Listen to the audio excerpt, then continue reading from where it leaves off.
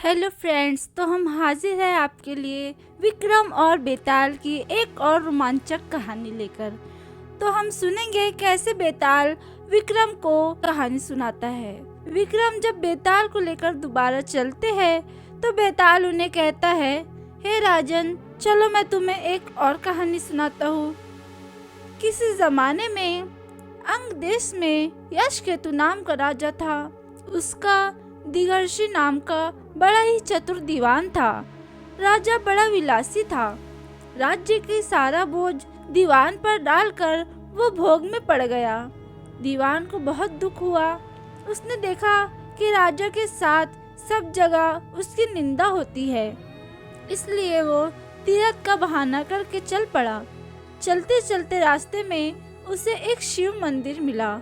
उसी समय निशिदत्त नाम का एक सौदागर वहां आया और दीवान के पूछने पर उसने बताया वह स्वर्ण द्वीप में व्यापार करने जा रहा है।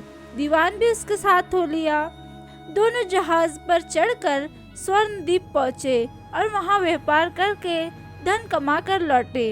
रास्ते में समुद्र में एक कल्प वृक्ष दिखाई दिया। उसकी मोटी मोटी शाखाओं पर रत्नों से जुड़ा एक पलंग बिछा था। उस पर एक रूपवती कन्या बैठी वीणा बजा रही थी। थोड़ी देर बाद वो गायब हो गई। पेड़ भी नहीं रहा। दीवान बड़ा चकित हुआ। दीवान ने अपने नगर में लौटकर सारा हाल कह सुनाया। इस बीच राजा ने बड़े दिनों तक राज्य चलाया और राजा सुधर गया था और उसने विलासिता छोड़ दी थी। दीवान की कहानी सुनकर राजा उस सुंदरी को पाने के लिए बेचैन हो उठा और राज्य का सारा काम दीवान पर सौंपकर तपस्वी का भेष बनाकर वहीं पहुंचा। पहुंचने पर उसे वही कल्पवृक्ष और वीणा बजाती कन्या दिखाई दी। उसने राजा से पूछा, तुम कौन हो? राजा ने अपना परिचय दिया। कन्या बोली, मैं राजा मूंगासेन की कन्या हूँ। मूंगावती मेरा नाम है। मेरे पिता मुझे छोड़कर न जाने कहाँ चले गए। राजा ने उसके साथ विवाह कर लिया।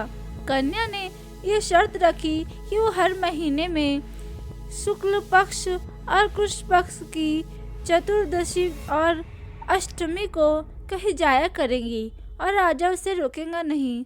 राजा ने यह शर्त मान ली।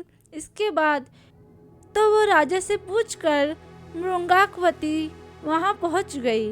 राजा भी चुपचाप पीछे पीछे चल दिया। अचानक राजा ने देखा कि एक राक्षस निकला और उसने मूंगावती को निगल लिया। राजा को बड़ा गुस्सा आया और उसने राक्षस का सिर काट डाला। मूंगावती उसके पेट में जीवित निकल आई। राजा ने उससे पूछा, ये क्या माजरा है? तो उसने कहा, महाराज, मेरे पिता मेरे बिना भोजन नहीं करते थे। मैं अष्टमी और चतुर्दशी के दिन शिव पूजा यहाँ करने आती थी। एक दिन पूजा में मुझे बहुत देर हो गई। पिता को भूखा रहना पड़ा। देर से जब मैं घर लौटी तो उन्होंने गुस्से में मुझे शाप दे दिया कि मैं अष्टमी और चतुर्दशी के दिन जब मैं पूजन के लिए आया करूँगी तो एक राक्षस मुझे निगल जाया करेगा और मैं उसका पेट चीर कर निकला करूँगी।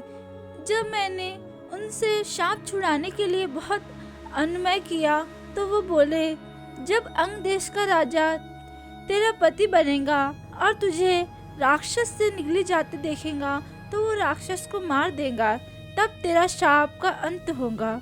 इसके बाद राजा उसे लेकर नगर में आया। दीवान ने ये देखा तो वो उसका हृदय फट गया और वो मर गया। इतना कहकर बेताल ने पूछा, हे राजन, ये बताओ, स्वामी की इतनी खुशी के समय दीवान का हृदय फट गया, ऐसा क्यों हुआ? राजा ने कहा, इसलिए कि उसने सोचा था राजा फिर स्त्री के चक्कर में पड़ गया और राज्य की दुर्दशा होगी। राजा का इतना कहना था कि बेताल फिर पेड़ पर जा लटका। राजा ने वहां जाकर फिर उसे साथ लिया तो रास्ते में बेताल ने ये कहानी सुनाई। अगर आपको हमारी वीडियो अच्छी लगी हो तो लाइक ज़रूर करें। फिर बेताल ने कहा, राजा सुनो, बनारस में देवस्वामी नाम का एक साधु रहता था। उसका हरिदास नाम का पुत्र था। हरिदास की बड़ी सुंदर पत्नी थी। नाम था लावण्यावती। एक दिन वे महल के ऊपर छत पर सो रही थी कि आधी रात के समय एक गंधर्व कुमार आकाश में घूमता हुआ उससे निकला। वो लावण्यावती के रूप पर मुग्ध होकर उसे उठाकर ले गया। जागने पर हरिदास ने देखा कि उसकी स्त्री नहीं है, तो उसे बड़ा दुख हुआ और वो मरने के लिए तैयार हो गया। लोगों के समझाने पर वो मान तो गया, लेकिन ये सोचकर कि तीरथ करने से शायद उसका पाप दूर हो जाए और उसकी स्त्री मिल जाए, वो घर से निकल पड़ा। चलते चलते वो किसी गांव में एक साधु के घर पहुंचा। उसे भूखा देख साधु की पत्नी ने उसे कटोरी भर के खीर दे दी और तालाब के किनारे बैठकर खाने को कहा। हरिदास खीर लेकर एक पेड़ के नीचे आया और कटोरा वहां रखकर तालाब में हाथ मुंह धोने गया। इसी बीच एक बाज किसी सांप को लेकर उसी पेड़ पर आ बैठा और जब वो उसे खाने लगा तो सांप के मुंह से जहर टपक कर कटोरे में गिर गया। हरिदास को कुछ पता नहीं था, वो उस खीर को खा गया। जहर का असर होने पर वो तड़पने लगा और दौड़ा दौड़ा साधु की पत्नी के पास आकर बोला, तूने मुझे जहर दे दिया। इतना कहने के बाद हरिदास मर गया। पति ने ये देखा तो सद्वान को बुरा भला कहकर घर से निकाल दिया। इतना कहकर बेताल बोला, राजन बताओ कि सांप, बाज और साधु की पत्नी, इन तीनों में ज्यादा अपराधी कौन है? राजा ने कहा, कोई नहीं। सांप तो इसलिए नहीं क्योंकि वो शत्रु के वश में था, बाज इसलिए नहीं कि वो भूखा था और जो उसे मिल गया उसी को वो खाने लगा, और साधु की पत्नी इसलिए नहीं क्योंकि उसने अपना धर्म समझकर उसे खीर दी थी और अच्छी दी थी। जो इन तीनों में से किसी को दोषी कहेगा वो स्वयं दोषी होगा। इसलिए अपराधी खुद साधु था जिसने बिना विचारे अपनी पत्नी को घर से निकाल दिया।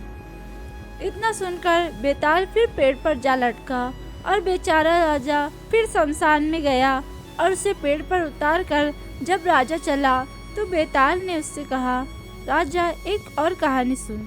अगर आपको हमारी वीडियो पसंद आई हो तो लाइक, सब्सक्राइब और हमारी वीडियो को शेयर ज़रूर करें।